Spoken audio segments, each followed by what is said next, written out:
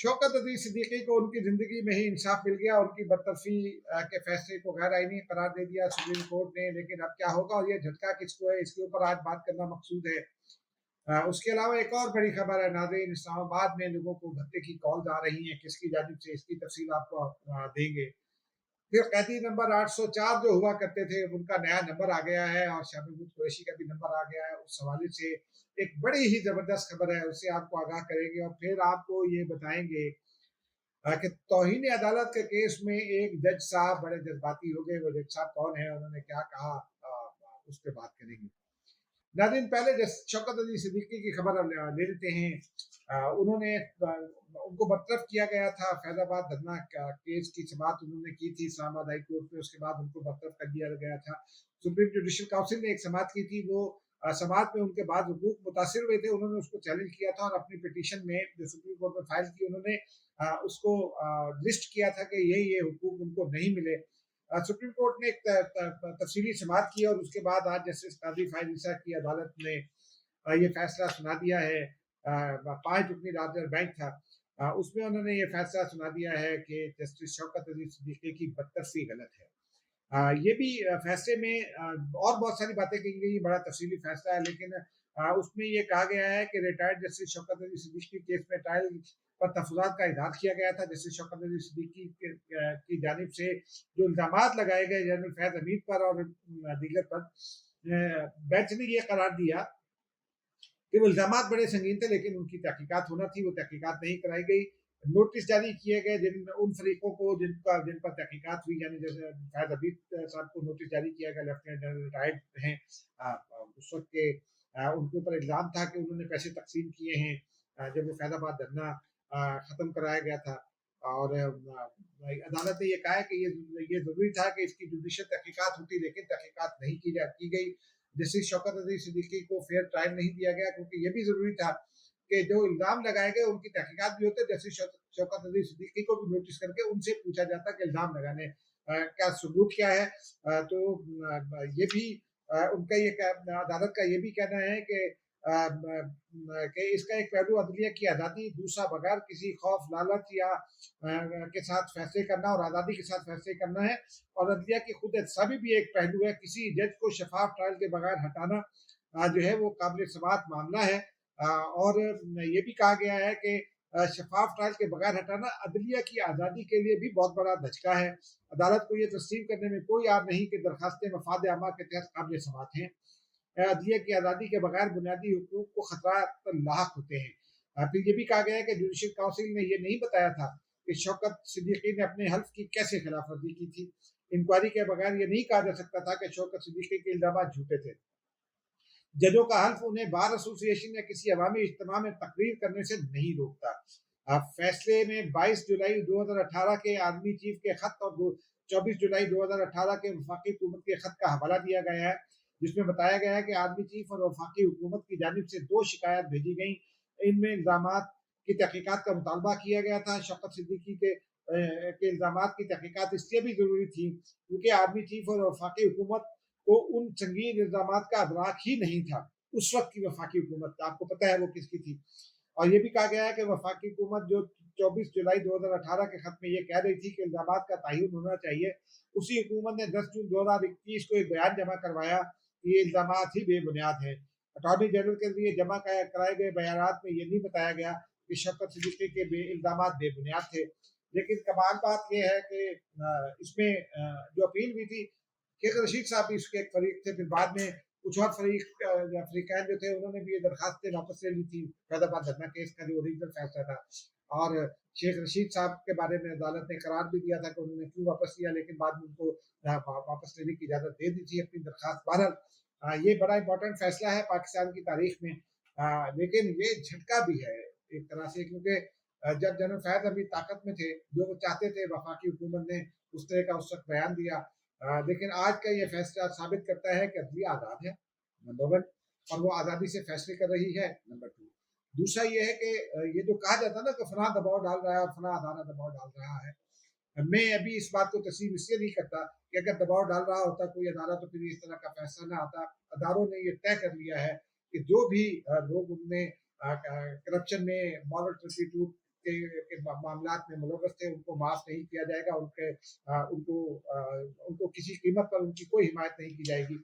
नाज़रीन, अब आते हैं जरा जस्टिस सरदार इसहाक खान की जानिब।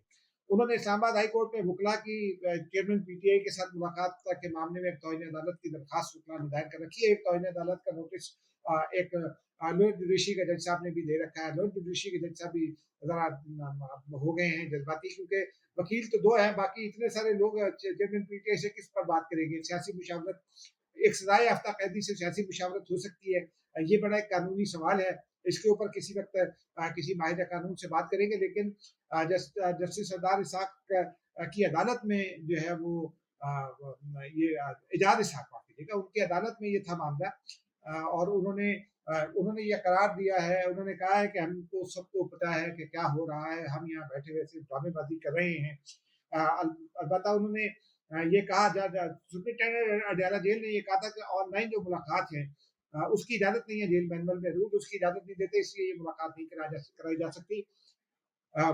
जो वकला थे उनको वो कहते थे कि जी सुप्रिंटेंडेंट को बुलाए, उन पर जिरा करे। उनका ये कहना था कि अदालत ने एक बुनियादी सवाल किया कि जेल मैनुअल अगर इजाजत नहीं देते तो फिर चीफ मिनिस्टर पंजाब अपना जो है वो कोट लखपत जेल के कैदियों से कैसे ऑनलाइन बातचीत कर सकती है, मुलाकात कर सकती है।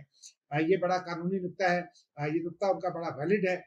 लेकिन जेल मैनुअल में सजाए याफ्ता जो कैदी हैं, क्या उनके साथ सियासी मुशावरत के लिए ऑनलाइन मुलाकात हो सकती है, ये भी एक इम्पॉर्टेंट नुक्ता है। बहरहाल जज साहब ने जो है वो ये कहा कि कहाँ से दबाव आता है, कहाँ से हिदायत आती है, सब पता है, और अगर ये हिदायत आना बंद हो जाए, दबाव लेना बंद कर दिया जाए तो मामला ठीक हो सकते हैं। बहरहाल जजेस भी बहुत सारी दफा जज्बाती हो जाते हैं। जजेस को ऐसे रिमार्क नहीं देने चाहिए जिनके बारे में अभी जस्टिस शौकत अजीज सिद्दीकी की खबर हमने आपको बताई। उन्होंने इल्जाम आयद किए थे, उनकी तहकीकात होनी चाहिए थी। जस्टिस सरदार इसहाक साहब जो कह रहे हैं किसी दिन इस पर भी शायद कोई दरखास्त आ जाए, उसकी तहकीकात का मुतालबा कर दिया जाए, तो फिर तहकीकात तो होना पड़ेगी। तो जज साहिबान को अपने दिमाग में मेरा हमेशा से ये ख्याल है, और मैंने जो तवील अरसा अदालती रिपोर्टिंग की है उसके नतीजे में ये ख्याल है कि जज साहिबान को अपने दिमाग से देते हुए ज़रा एहतियात से काम लेना चाहिए, क्योंकि बाद औक़ात जज साहिबान जो है वो दिमाग जो है वो उनके मनसब से ज़रा ज़्यादा आगे के होते हैं, वो नहीं दिए जा सकते, दिए जाने नहीं चाहिए। बाद औक़ात वो अपने लिबास पे वापस भी ले लेते हैं, बाद औक़ात वो किसी को दबाव महसूस होता है इसका, तो फिर उससे वो कहते हैं कि नहीं मेरा मकसद ये नहीं था। बहरहाल ये बड़ा संजीदा मामला है। जज साहब अब देखें क्या करते हैं। अब बड़ी खबर की जानिब आते हैं नाज़रीन। इस्लामाबाद में एक खातून को जिनका नाम लेना मुनासिब नहीं है, उन्होंने थाना गोलरा में दरखास्ती मुकदमा दर्ज कर दिया गया है। उन्होंने ये कहा है कि मुझे भत्ते की कॉल्स आ रही हैं तहरीक तालिबान पाकिस्तान की जानिब से, टीटीपी की जानिब से। वो उन्होंने अपनी दरखास्त में नाम बताया है कि टीटीपी की जानिब से कॉल आ रही है। उनका ये कहना है कि पहले एक कॉल अफगानिस्तान से आई थी, दूसरी ईरान से आई थी। ईरान से ये कॉल्स क्यों आई? ईरान से ये कॉल इसलिए आई कि एक तो तहरीक तालिबान का कुछ हिस्सा जो है वो ईरान में पनाह गुज़ीन है, जो शवाहिद हैं। आपको पता है बीएलए भी वहाँ मौजूद है। बच हमले के बाद बीएलए ने के कैंप पर जो है ना वो स्ट्राइक्स की थी एयरफोर्स ने, और कुछ ऐसे लोगों को मारा गया था उसमें जो पाकिस्तान में लापता अफराद की फहरिस्त में जिनका नाम था। और फिर वो मारंग बलोच साहिबा ने खुद उनका इकरार किया था कि अब्दुल वदूद सादिक रही जो है वो वहाँ मारे गए हैं, और वो लापता अफराद में उनकी बहन हमारे साथ बैठी है। बहरहाल वो वहाँ बहुत सारा इलाका अनगवर्नड है, ईरानी हुकूमत का भी उसके ऊपर कंट्रोल नहीं है, ये ईरानी हुकूमत कहती है। और वहाँ भी तहरीक तालिबान के कुछ लोग इतलात ये है कि पनाह गुज़ीन है, और वो सपोर्ट प्रोवाइड करते हैं तहरीक तालिबान अफगानिस्तान, तहरीक तालिबान उन लोगों को, पाकिस्तान के उन लोगों को जो अफगानिस्तान में पनाह लिए हुए हैं, और वहाँ से रोज पाकिस्तान में धमकी देते हैं। 1 अरब रुपए उस खातून से मांगे गए, और उनका ये कहना है कि वो नहीं देना चाहती, उनको तहफ़्फ़ुज़ फराहम किया जाए। नाज़रीन, इसी से आप हालात की संगीनी का अंदाजा लगा लीजिए। और वो जो कहा जा रहा है कि टीटीपी के पीछे कुछ अनासिर है अफगानिस्तान में, वो ऐसी नहीं है। अफगानिस्तान से कॉल्स ऐसे कैसे आ सकती है जहाँ अफगान तालिबान का कंट्रोल है? हमारे यहाँ अगर कोई ऐसी बात हो तो हम रोज ये कहते हैं कि हुकूमत का कंट्रोल नहीं है, सिक्योरिटी अदारे नाकाम हो गए हैं। और तहरीक तालिबान की बहुत सारे लोग बैठकर यहाँ तारीफ करते हैं जी, टीटीपी और टीटीआई अफगानिस्तान जो वही इतराफ़ कर रही है। बहुत सारी मिसालें बहुत सारे दोस्त पेश करते हैं कि जी अफगानिस्तान में यूँ हो गया, और अफगानिस्तान में डॉलर इतने का है, और उनका जो है वो फला चीज़ का रेट इतने का है। उस पर कभी बात करेंगे। लेकिन ये बहुत संजीदा मामला है, इसको हुकूमत को संजीदगी से नोटिस लेना चाहिए। मेरा ख्याल है ये केस नेक्टा का बनता है। नेक्टा को गुज़िश्ता रोज़ एक्टिव करने का फैसला किया सैयद मोहसिन नकवी ने, जो वज़ीर दाखिला हैं। सेनेट का इलेक्शन लड़ेंगे तो फिर जो है वो रेगुलर वज़ीर दाखिला हो जाएंगे। अभी वो 6 महीने के लिए आइन की एक आर्टिकल के तहत। बहरहाल आप देखते हैं इस पर क्या होता है। अब अगली खबर की जानिब चलते हैं नाज़रीन। कैदी नंबर है 795। वो पहले एक जमाने में कैदी नंबर 804 हुआ करते थे। वो उनका जो है वो अब कैदी नंबर, माफ कीजिएगा, 895 कह दिया, 495।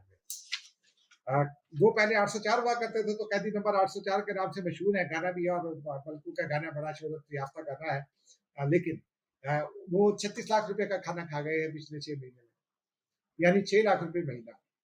अब आप अंदाजा कीजिए कि एक साहब जो कैद है, उनको 6 लाख रुपए सरकारी खजाने से महीना खर्च किए जा रहे हैं, और वो 36 लाख रुपए का खाना खा रहे हैं, और हमें ये बताया जाता है कि वो बड़े मजदूर हैं, उनको हकूक नहीं मिल रहे। बहरहाल वो उनको हकूक नहीं मिल रहे या मिल रहे हैं, वो उनका मामला है, अदालतें खुली हैं, अदालतों में वो जाएंगे। लेकिन ये बड़ा संजीदा मामला है नाज़रीन कि क्या, मेरा हमेशा से ये सवाल होता है कि जो साहब ये कहते हैं कि वो अदारे बनाएंगे और वो मुल्क में इंसाफ का निज़ाम कायम करेंगे, मुसावात कायम करेंगे, रियासत मदीना कायम करेंगे, क्या रियासत मदीना में हज़रत उमर ने अपने बेटे को सज़ा नहीं दी थी? दी थी।